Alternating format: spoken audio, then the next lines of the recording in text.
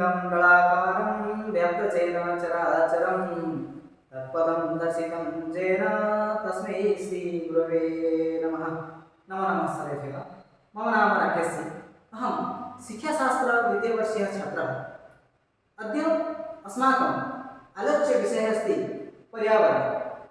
पर्यावरणविषये अद्य वयं किञ्चित् विशिष्टरूपेण ज्ञातुं प्रयत्नं करिष्यामः। अग्रे पश्यामः। पश्यन्तु, सर्वादौ किं नाम पर्यावरणम् इत्यस्मिन् विषये वयं किञ्चित् ज्ञातुं प्रयत्नं करिष्यामः। अस्तु, पर्यावरणम् इति शब्दः परि प्लस् आवरणं पदद्वयं मेलनेन जातं। परि नाम किं भवति? चतस्रः दिशः इति। परि नाम चतस्रः दिशः इति। पुनश्च आवरणम् इति पदस्य अर्थः, आवरणम् इति पदस्य अर्थः भवति आच्छादितः। आहत्य वयं वदामश्चेत् पर्यावरणः इति शब्दस्य अर्थः भवति अस्माकं चतुर्पार्श्वे यत्किमपि विद्यमानः अस्ति तत्सर्वम् अस्माकं पर्यावरणः इति। अस्माकं चतुर्पार्श्वे यत्किमपि अस्ति नाम वृक्षाः भवन्तु, भवनानि भवन्तु, पशुपक्षिणः भवन्तु, यत्किमपि अस्माकं चतुर्पार्श्वे विद्यमानः अस्ति नाम तत्सर्वम् अस्माकं पर्यावरणम् अस्ति। तर्हि सम्प्रति पर्यावरणं नाम किं वयं जानीमः। अग्रे पश्यामः। मम अनुभवः, पुनश्च अत्र मम अनुभवः कुतः? अनुभवविषये वदामि चेत् वयं मानवाः, अन्येपि जीवाः अस्मिन् पृथिव्यां तिष्ठन्ति एव, जीवन्ति। तर्हि सर्वे पर्यावरणाधारिताः भवन्ति, नाम सर्वे पर्यावरणस्य उपरि निर्भरशीलाः भवन्ति। यतोहि वयं सर्वे पर्यावरणस्य उपरि निर्भरशीलाः, तर्हि वयं पर्यावरणविषये किञ्चित् विशिष्टरूपेण ज्ञातव्यमस्ति अस्माकं कृते। अतः अस्माकं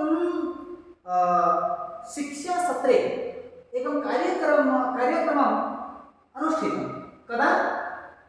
25 फेब्रुवरी 2025 तमे दिनाङ्के अस्माकम् एकं कार्यक्रमः अनुष्ठितः।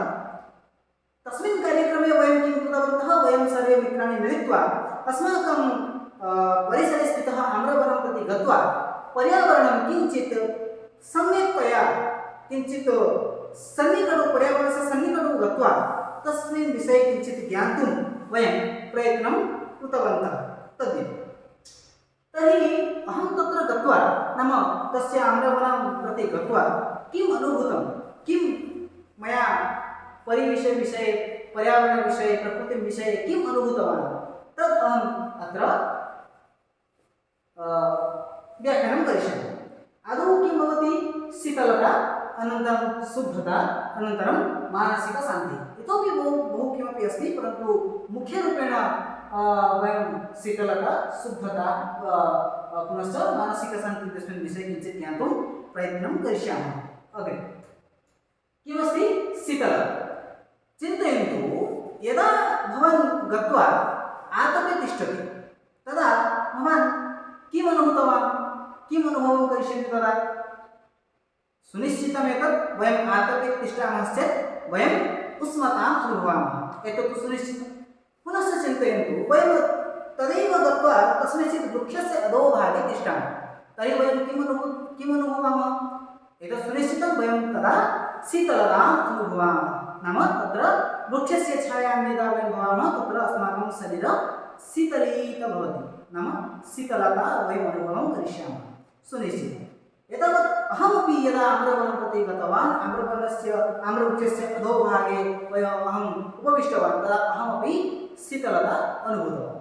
अत्र वयं वक्तुं शक्नुमः, शीतलता नाम द्विविधं, नाम मानसिकशीतलता, शारीरिकशीतलाश्च। अग्रे वयं मानसिकशीतलता विषये किञ्चित् व्याख्यानं करिष्यामः। पुनश्च शुद्धता। समीचीनं। शुद्धता किं? वयं सर्वे जानीमः, वृक्षः अस्माकं कृते प्राणवायुः, नाम आक्सिजन् यच्छन्ति। ते अशुद्धवायुं स्वीकुर्वन्ति, पुनश्च सचराचरजगतं कृते ते किं कुर्वन्ति? शुद्धवायुं यच्छन्ति। अतः वयं चिन्तयामः, यदि वयं गत्वा देहल्यादिकं नगरेषु गत्वा तत्र श्वसनक्रिया करिष्यामश्चेत् किं वयम् अनुभवामः तत्र श्वसनक्रियायां किञ्चित् क्लेशानुभूतिः भविष्यतिमेव। किमर्थम् इत्युक्ते तत्र वायुः शुद्धं नास्ति, तत्र वायुः अशुद्धम् अस्ति।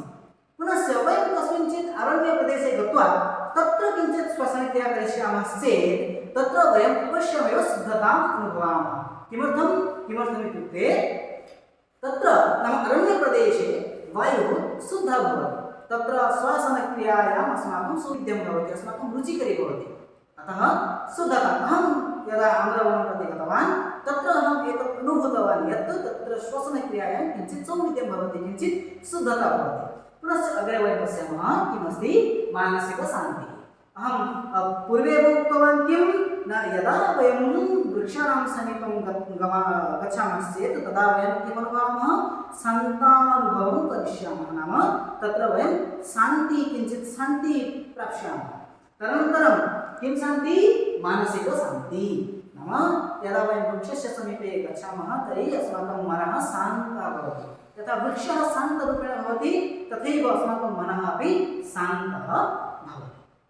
अस्तु अग्रे पश्यामः चिन्तितं, नाम तत्र गत्वा अत्र केवलम् आम्रवनं न, यत्र कुत्रापि अरण्यप्रदेशं भवतु वा वृक्षाणां समीपे भवतु वा वयं यदा गच्छामः तदा वयं किं पश्यामः किञ्चित् विशिष्ट अस्माकम् अनुभूतिः विशिष्टं किमपि चिन्तनं भविष्यतिमेव।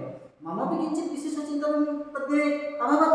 किं चिन्तनमासीत् पश्यन्तु किमस्ति प्रकृति किमस्ति अस्माकं चतुर्पार्श्वे अस्ति, वयं प्रकृत्या सह सम्मिलिताः भवामः। अस्तु तर्हि मम चिन्तनं किम् आसीत् विशिष्टचिन्तनं पश्यन्तु वृक्षाः कथं परोपकाराय भवन्ति, एतद् मम सर्वादौ चिन्तनमेवम् आसीत्। अस्माकं शास्त्रेषु बहुत्रेषु वृक्षाणाम् उपकारिताविषये वर्णितमस्ति। मुख्यरूपेण अस्माकं बहु प्राचीनशास्त्रम् आयुर्वेदशास्त्रे वृक्षाणां भूरिशः प्रशंसा कृतवान् अस्ति तस्मिन् शास्त्रे। परन्तु अहं तत्र कुत्रचित् चाणक्यनीते वा कुत्रचित् एकं श्लोकं मया अत्र योजितवान्। पश्यन्तु परोपकाराय फलन्ति वृक्षाः, परोपकाराय वहन्ति नद्यः, परोपकाराय दुहन्ति गावः, परोपकारार्थमिदं शरीरम्। यथा वृक्षः किं करोति परोपकाराय स्वजीवनम् उत्सर्गीकृतं करोति, नाम स स्वयम् आतपे तिष्ठति परन्तु अस्माकं कृते छाया इच्छति। स स्वस्य बहुप्रयत्नेन फलादिकं पुष्पादिकं स्वस्य शरीरे उत्पादयति परन्तु सः कदापि स्वयं न खादति, अन्येषां कृते इच्छन्ति। तदेव परोपकाराय किं फलन्ति वृक्षाः। अतः यथा वृक्षाः परोपकाराय स्वशरीरं स्वजीवनं उत्सर्गीकृतं कुर्वन्ति तथैव अस्माकमेव शरीरं परोस्य उपकारार्थमेव भवति इति अत्र किमस्ति सूचना अस्ति। अस्तु अग्रे पश्यामः। पुनश्च पर्यावरणस्य स्वास्थ्यं, यथा अस्माकं स्वास्थ्यम् अस्ति तथा वृक्षाणां पर्यावरणस्य स्वास्थ्यम् अस्ति। अस्माकं यथा स्वास्थ्यं कदाचित् इतस्ततः भवति, नाम वयं यथा रोगग्रस्तः भवामः तथैव वृक्षाणामपि कदाचित् रोगः भवति। अहं तत्र दृष्टवान्, किं दृष्टवान् वृक्षस्य पाकशाला नाम तस्य पत्राणि, वयं सर्वे तत्तु जानीमः वृक्षः स्वजीवी भवन्ति, ते अन्येषाम् उपरि निर्भरं न कुर्वन्ति। यथा मानवाः जीवाः स्वस्य भोजनार्थं स्वस्य पोषणार्थम् अन्येषाम् उपरि नाम विशिष्य वृक्षाणाम् उपरि जीवाः निर्भरं कुर्वन्ति, परन्तु वृक्षाः तथा न कुर्वन्ति। वृक्षाः स्वयमेव स्वस्य खाद्यं स्वस्य पर्णेषु किं कुर्वन्ति निर्माणं कुर्वन्ति। परन्तु चिन्तयन्तु यदा अस्माकं पाकशाला दूषिता भवति तदा वयं तत्र पाकं कर्तुं शक्नुमः वा? अवश्यं न। पाककर्तुं पाकशाला समीचीनं शुद्धं परिष्कृतं च भवेत्। तथैव वृक्षस्य पाकशाला अस्ति नाम तस्य पत्राणि अपि शुद्धं भवेत्, नाम परिष्कृतं भवेत्। परन्तु अहं तत्र दृष्टवान् किं यातायातेन मार्गस्थधूलिं गत्वा वृक्षस्य पत्राणि उपरि सम्पूर्णभावेन लेपितः भवति। यदि तथा भवति चेत् वृक्षाः सूर्यरश्मिं स्वीकृत्य स्वस्य भोजनम् उत्पादयितुं निर्मातुं असमर्थाः भविष्यन्ति। तेन कारणेन तेषां स्वास्थ्यस्य उपरि किञ्चिदपि प्रभावं भवति। पुनश्च पुनश्च वृक्षाणां गात्रे कीटाः अहं दृष्टवान्। ते किं कुर्वन्ति, वृक्षाणां यत् गात्रमस्ति नाम शरीरमस्ति तत्र रन्ध्रं कृत्वा छिद्रं कृत्वा अन्तः प्रविशन्ति एवं वृक्षम् अन्तःतः खादित्वा वृक्षं मारयन्ति च। अतः तद्विषये वयं किञ्चित् अवश्यं चिन्तनीयं। पुनश्च जलाभावे वृक्षः शुष्कः सञ्जातः। पुनश्च अहं तत्र दृष्टवान् केचन वृक्षाः तु सुविशदाः भवन्ति। ते स्वस्य खाद्यं स्वयमेव स्वीकर्तुं समर्थाः भवन्ति। किमर्थम् इत्युक्ते ये विशालाः वृक्षाः ये सन्ति तेषां चेरः नाम तेषां मूलभागः भूमौ बहु अन्तः गत्वा भूमितः जलं यत् अस्माकं कृते यत् किमपि आवश्यकं तत् सर्वं ते स्वीकुर्वन्ति। परन्तु ये लघु लघु वृक्षाः सन्ति तेषां मूलचेर वा बहु अन्तः न गच्छति। तेषां कृते विशिष्टयत्नम् आवश्यकमेव। समये समये जलं दातव्यं, किञ्चित् सारादिकं दातव्यं नाम जैविकसार इत्यादिकं किमपि तत्र दातव्यं। तर्हि ते अग्रिमकाले गत्वा बृहत्कायं रूपं धातुं शक्नुवन्ति। पुनश्च जलाभावे केचन वृक्षाः तत्र शुष्काः सञ्जाताः दृष्टवान्। पुनश्च प्रदूषणं तु भवति एव। प्रदूषणम् अस्माकं कृते यथा हानिं जनयति तथा वृक्षाणाम् उपरि परिवेशस्य उपरि अपि प्रदूषणं सम्यक्तया स्पृष्टतया किं कुर्वन्ति, प्रभावं जनयन्ति। पुनश्च अग्रे किमस्ति पश्यामः। मम सङ्कल्पः एतत् सर्वं दृष्ट्वा नाम पर्यावरणस्य एतत् अस्माकं कृते कियत् महत्त्वम् अस्ति, पुनश्च पर्यावरणस्य उपरि कियत् दुष्प्रभावः भवन्ति, एतत् सर्वं दृष्ट्वा अहं किञ्चित् सङ्कल्पं स्वीकृतवान्। किं पश्यामः, एतत्तु वयं सर्वे जानीमः एव। प्रत्येकजीवः यः जीवः भूपृष्ठे नाम पृथ्वीपृष्ठे जीवति सः प्रत्यक्षे वा भवतु परोक्षे वा भवतु पर्यावरणस्य उपरि प्राकृतिकसंसाधनानाम् उपरि सः निर्भरः एव, अन्यथा सः जीवितुमेव न शक्नोति। तर्हि अस्माकं किं कर्तव्यं, पर्यावरणस्य सुरक्षा कर्तव्यं। तर्हि सर्वेषां कृते सङ्कल्पं किमपि सङ्कल्पम् अवश्यं स्वीकरणीयम्। अहं किं सङ्कल्पं स्वीकृतवान् तद् वयं पश्यामः। वृक्षाणां रोपणम् अवश्यमेव अस्माकं कृते करणीयमेव। सर्वकारपक्षतः अपि बहु किमपि योजना परिचालिताः सन्ति वृक्षाणां रोपणार्थं। तर्हि किम् अस्माकं पर्यावरणस्य सुरक्षा केवलं सर्वकारस्य दायित्वं वा न, अस्माकमपि दायित्वम्। अतः वयमपि स्वजीवने यावत् वयं जीवामः तावत् पर्यन्तं कुत्रापि किमपि वा वृक्षाणां रोपणम् अवश्यमेव कर्तव्यं। पुनश्च किमस्ति, वृक्षाणां यत्नं समीचीनं। यदा केवलम् अहं गत्वा वृक्षस्य रोपणं कुर्मः चेत् अस्माकं दायित्वं समाप्तं वा न, कदापि। अहम् एकं वृक्षं रोपयामः चेत् सः वृक्षः कथं बृहत्कायं भविष्यति तत् सम्बन्धिनी सर्वं दायित्वम् अस्माकमेव। समये गत्वा तस्य मूलभागे अधोभागे जलं दातव्यं, जैविकसार इत्यादिकं दातव्यं।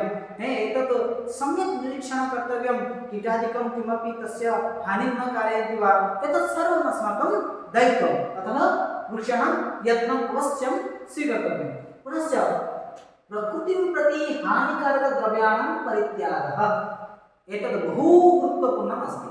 वयं प्रकृति इति वदामः, परन्तु वयमेव प्रकृतेः हानिनिमित्तं वयमेव कारणीभूताः भवामः। किमर्थम् इत्युक्ते वयमेव प्रकृतिं प्रति हानिकारकं द्रव्याणां बहुमात्रेण उपयोगं कुर्मः। अद्यपि अग्रेपि भविष्यति, अहम् एतद् विषये नाङ्गीकरोमि, एतत् भविष्यतिमेव। नाम यथा प्लास्टिक्, तैलचालितयानम् एवं बहु किमपि अस्ति, परन्तु वयं सम्पूर्णरूपेण तस्य परित्यागं कर्तुं न शक्नुमः चेत् अपि तस्य व्यवहारं न्यूनता करणीयमस्ति। पुनश्च किमस्ति, तदेव तैलचालितयानानां न्यूनोपयोगः। नाम यदा वयं जानीमः तैलचालितयानानां पेट्रोल् डीजेल् इत्यादिकं तैलेन ये यानानां चलन्ति ते कथं परिमाणेन दूषितवायुः अस्माकं वायुमण्डलं प्रति त्यजन्ति। नाम कार्बन् डैऑक्साइड्, कार्बन् मोनोक्साइड् एवं CO एवं बहु प्रकार हानिकारक ग्यास् ते त्यजन्ति वायुमण्डलं प्रति।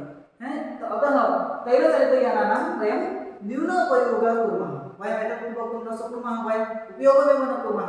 तथा अतः तस्य उपयोगं न्यूनीकर्तव्यमस्ति। पुनश्च प्राकृतिकसम्पदानां संरक्षणम् एतदपि बहु गुरुत्वपूर्णमस्ति। प्रकृतिः अस्माकं कृते बहु किमपि विना मूल्येन यच्छति। अस्माकं कृते यत् किमपि विना मूल्येन लभ्यते चेत् वयं तस्य उपयोगं यदा किमपि अस्माकम् उपयोगी भवतु वा न भवतु वा वयं तस्य उपयोगं कुर्मः एव। एतत्तु मनुष्याणां स्वाभाविकः अस्ति, गुणः अस्ति। परन्तु प्राकृतिकसम्पदानां संरक्षणम् अस्माकमेव कर्तव्यं। किमर्थम् इत्युक्ते वयम् अन्तिमः न अस्मिन् पृथ्वीपृष्ठे। अस्माकम् उत्तरोपि नाम अस्माकम् उत्तराधिकारी अस्माकम् अग्रे अपि बहवः पीढिः अत्र आगच्छन्ति जीवन्ति। अतः तेषां कृते अस्माकं कृते किञ्चित् चिन्तनीयं। नाम यथा वयम् उदाहरणस्वरूपं वदामश्चेत् जलं, पेयजलं, भूतलस्थितजलं यत् वयं दैनन्दिनजीवने बहु किमपि अस्माकं कृते तत् प्रयत्नम् अस्ति। भूतलजलस्य उपयोगं किञ्चित् लिमिट् मध्ये करणीयमस्ति।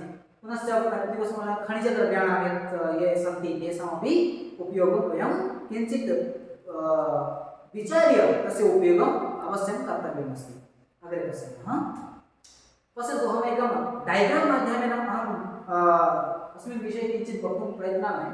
पश्यतु तत्र किमस्ति प्लान्टिङ्ग् ट्रीस् अस्ति। प्लान्टिङ्ग् ट्रीस् नाम वृक्षारोपणं करिष्यामः। तदनन्तरं किमस्ति तस्य यत्नं करणीयं। नाम वृक्षारोपणं पुनश्च तस्य यत्नं। पुनश्च किमस्ति नॉट यूजिंग नाम व्यवहारं न करणीयं। किं व्यवहारं न करणीयं?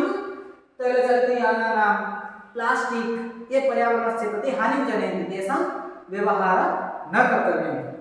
पुनश्च किमस्ति एतद् बहु गुरुत्वपूर्णमस्ति यत् वयं यदा कृषिकार्यं करिष्यामः वा वृक्षारोपणं करिष्यामः तदा वयं रासायनिकसारस्य उपयोगं न करिष्यामः। नाम तस्य यूजिंग 0% भवेत्। एतत् अस्माकं मुख्यं दायित्वमस्ति। अस्तु अग्रे पश्यामः। पुनश्च निष्कर्षः। अहम् एतत् सर्वं दृष्ट्वा ज्ञात्वा चिन्तित्वा सङ्कल्पं स्वीकृत्य किं निष्कर्षेण अहम् उपनीतः जातं तद् वयं पश्यामः। प्रकृतिं विना जीवजगतस्य अस्तित्वमेव नास्ति। एतत् वयं सर्वे जानीमः। यदि प्रकृतिः नास्ति तर्हि भूमण्डले जीवजगतमेव नास्ति। पुनश्च अतः यदि सानन्दं जीवितुम् इच्छामः चेत् पर्यावरणस्य सुरक्षा अवश्यमेव कर्तव्यम्। वयं सानन्देन अति आनन्देन आरोग्यरूपेण जीवितुम् इच्छामश्चेत् नाम रोगं विना जीवितुम् इच्छामश्चेत् पर्यावरणस्य सुरक्षा कर्तव्यं। वृक्षाणां सुरक्षा कर्तव्यं। यतोहि उच्यते वृक्षः रक्षति रक्षितः। नाम यः वृक्षाणां रक्षणं करोति वृक्षः तस्य रक्षणम् अवश्यमेव करोति। अतः अस्माकम् एतत् सङ्कल्पं भवेत् वयम् अवश्यं पर्यावरणस्य सुरक्षा करिष्यामः। अस्तु एतावत् आसीत् मम व्याख्यानं। धन्यवादः।